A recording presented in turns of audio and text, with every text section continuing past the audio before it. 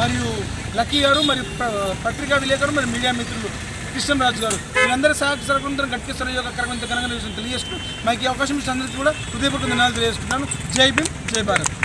అందరికీ నా నమస్కారాలు. ఇవాళ నేను ఇక్కడ ఉన్నానంటే కారణం మా టీచర్స్ ఎంతో నాకు ప్రోత్సహించినారు. వాళ్ళకి ఎన్నో ధన్యవాదాలు చెప్తున్నాను.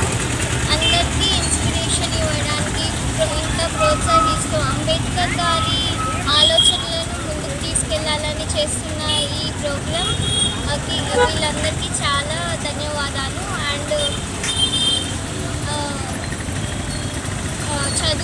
చదువుకుంటే ఈ సమాజంలో ఎంతో మార్పు వస్తుంది. దానికి ఒక ఉదాహరణ మన అంబేద్కర్. వారు కూడా ఒక నిమ్న వర్గాలకు చెందిన వారే, కానీ వాళ్ళు ఎన్నో బాధలు పడుతుండేవారు. అంబేద్కర్ కూడా ఎన్నో బాధలు పడుతుండేవారు. చదువు వల్ల మార్పు తేవచ్చని అర్థం చేసుకొని ఎంతో బాగా చదివి వేరే దేశాలకు వెళ్ళి చదువుకున్నారు.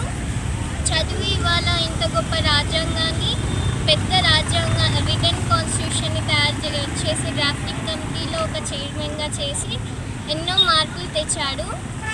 రిజర్వేషన్స్ అని అట్లా ఎన్నో మార్పులు తెచ్చి నిమ్న వర్గాల అన్టచబిలిటీని తొలగించాడు.